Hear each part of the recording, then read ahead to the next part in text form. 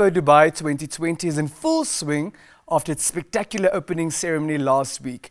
Now, this week's theme at the global gathering is climate change and biodiversity, the first of the 10 themed weeks running over the next 6 months of the Expo. Namibia is also well represented at the Expo, and yesterday the Chief Executive Officer of the Environmental Investment Fund, that's the EIF, Benedict Libanda, took part in a panel discussion at the Thematic Business Forum. Mr. Libanda now joins us virtually all the way from Dubai. Good morning, sir, and welcome to Good Morning Namibia. Good morning, and good morning to the viewers. Good morning, Mr. Libanda. Good morning. Can you hear me? Mr. Libanda, can you hear us? Hello? Yes, I can hear you perfectly. Can you hear me? We can now hear you. Good morning, sir, and welcome to Good Morning Namibia. Mr. Libanda, are you there? Mr. Libanda, are you there? Yes, I can hear you. Can you hear me? We can hear you. There does seem to be a delay. Thank you for your patience. Now, we do know that climate change remains on the global agenda. Why then is it also important for a forum such as the Expo 2020 to devote attention to it? Yes, yesterday we had a very amazing day where we discussed about climate change and how it affects the bottom line businesses.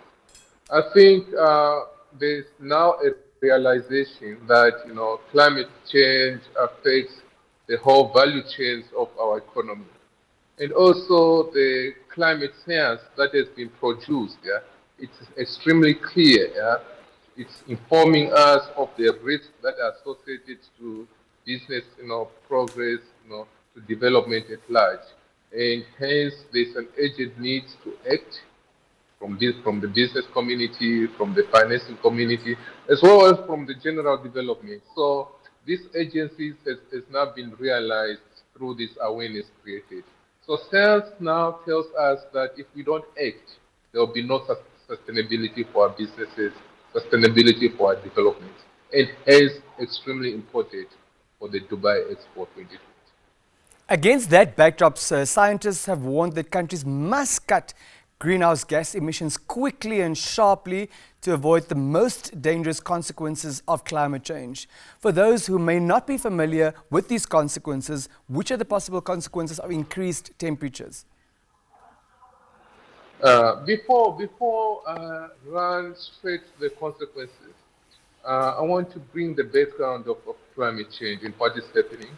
The globe has warmed by 1.1 degrees since pre-industrial times, that is in the 1950s. And this is mainly human-induced activities.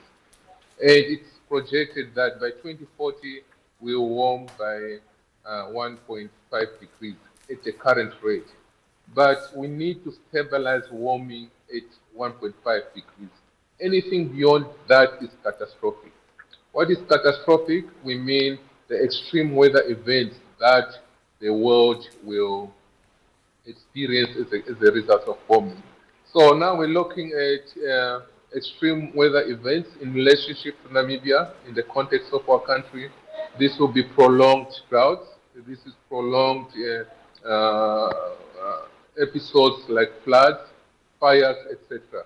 And these have got an impact on all the value chain of the economy, on 70% of all economic sectors. It will impact on insurance, it will impact on the labor, it will also impact on economic growth of our country. So if we look at Namibia's situation, about 70% of Namibians rely on primary production for their livelihoods. That is livestock farming, that is crop farming, etc. If we experience this drought, eventually we will be affected as ordinary Namibians. So there's a need to act right now to slow global warming, and that requires the whole international community to come on the table and act immediately. Mr. Libanda, in accordance with the focus for this week, you spoke at a session on green financing as a means to accomplish global climate change goals. Talk to us about some of the issues that were raised at this platform. Yes, yes. We had exciting discussion yesterday. We're joined by CEO of multinational corporations, players within the green financing space. It was extremely productive. We discussed issues pertaining to the importance of environmental financing in relationship to managing, social and environmental risks. And in addition to that, deploying tools that enhances investment on return on investments, while delivering on great accountability for environmental and social governance. So that was extremely important, topic for discussion. We also discussed about different financing tools that could be deployed within the sector-wide, financing in terms of integrating, environmental sustainability, into the investment framework. How do we incorporate, commercial banks? How do we incorporate, regulators such as central banks, insurance companies, etc.? And most importantly, we spoke about the carbon market. How can the carbon market contribute to sustainable development and to issues that addresses climate change?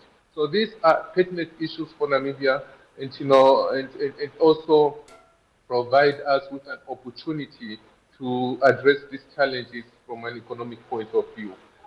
Most importantly, we spoke about the EU Green Deal, the challenges it faces, as well as the opportunities for countries such as Namibia in terms of aligning ourselves to be responsive and to be ready for the EU Green Deal.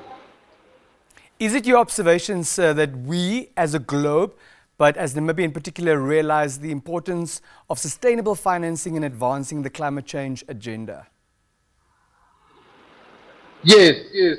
As Namibia, we already recognize that sustainable financing is important for development in our country, and we've seen national policies being implemented, introduced to support that agenda. I can speak from different perspectives right now. We've got the national policy on climate change, which provides an enabling environment for investment into mitigation and adaptation projects in the country.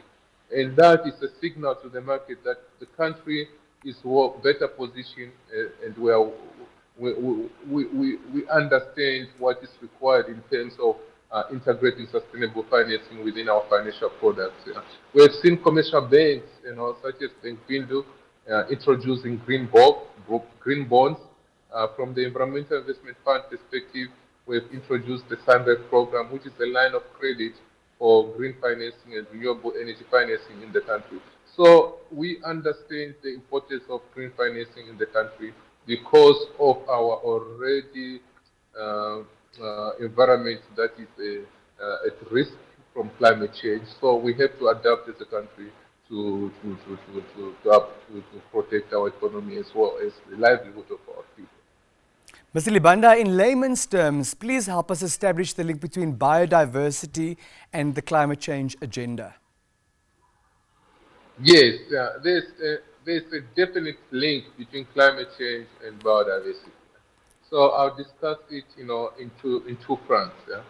Uh, when, when, when temperatures or when the globe is warming, yeah, there's a lot of species movement or species loss, which is attributed to the global warming.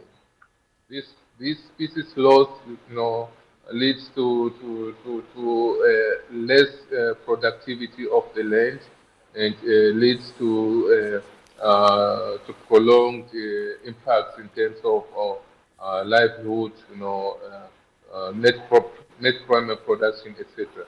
But I also want to touch from the flora point of view, forestry point of view.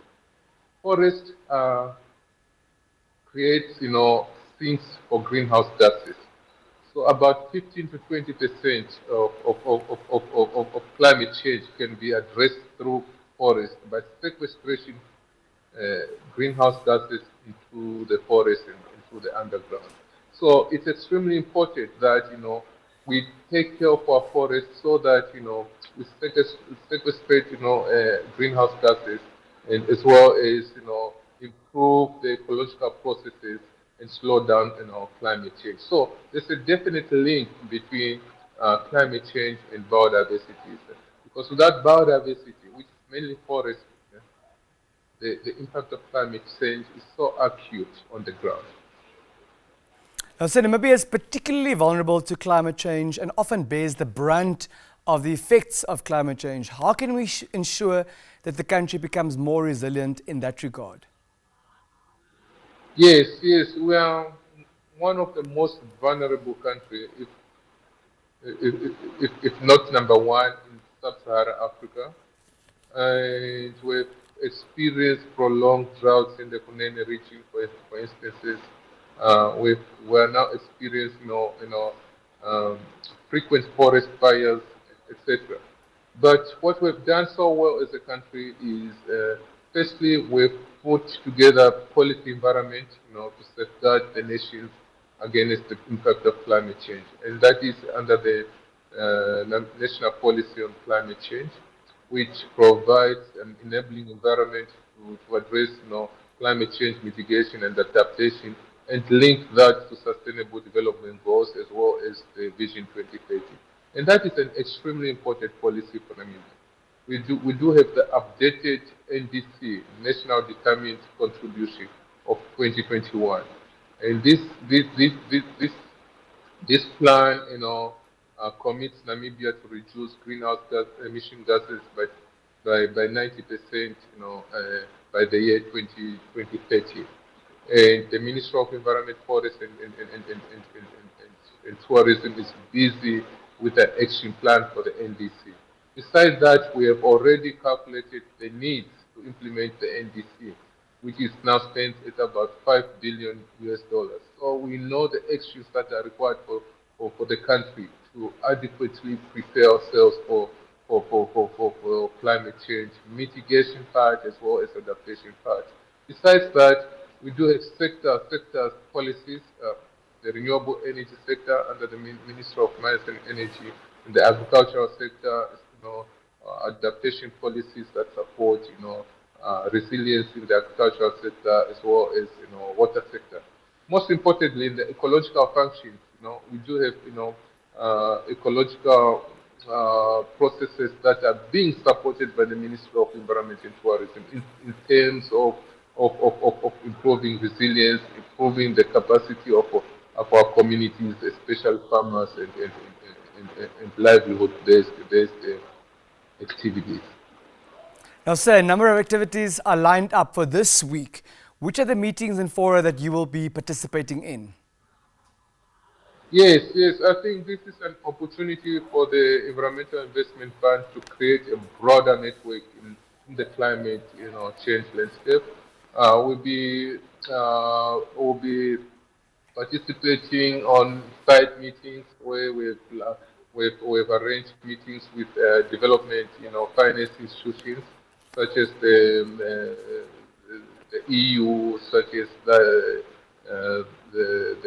Green Climate Fund, and several multilateral environmental funds and climate investment, entities. So this provides us an opportunities to create a network, to establish new relationships, broaden our partnership, so that we create new products for Namibia. And this is an extremely good opportunity for the EIF, in terms of attracting, climate investments to the country. So there's a lot happening here in Dubai. The list is endless, and we're excited because, it's an opportunity to unlock challenges into opportunities for the country. Speaking about those opportunities, sir, there's a lot of expectation that the 2020 Dubai Expo will be an economic game changer for many nations, including Namibia. What are your observations of the Expo thus far? Very briefly, please. No, I talk from a climate change perspective and the environmental perspective.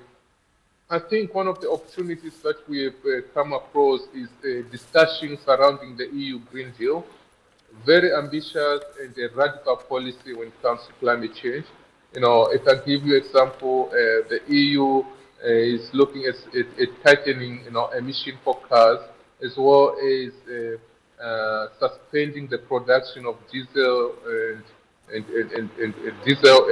petrol cars by the year 2035. That is just in 14 years' time. It is a signal already to countries like ours in Namibia that we reposition ourselves towards, meeting the expectation of the EU, and we are doing Thank you, well sir. with our ambitions to develop green hydrogen gas or fuels for the country and being a player in that space. Secondly, the EU will be imposing taxes, on products, that are imported in the area, mainly those products that emit high greenhouse gases. Thank you so much, sir.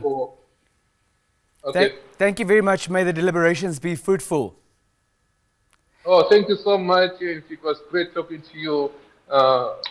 Thank you so much. That was the Chief Executive Officer of the Environmental Investment Fund, Mr. Benedict Libanda, talking to us about the panel discussion at the thematic business forum that he participated in.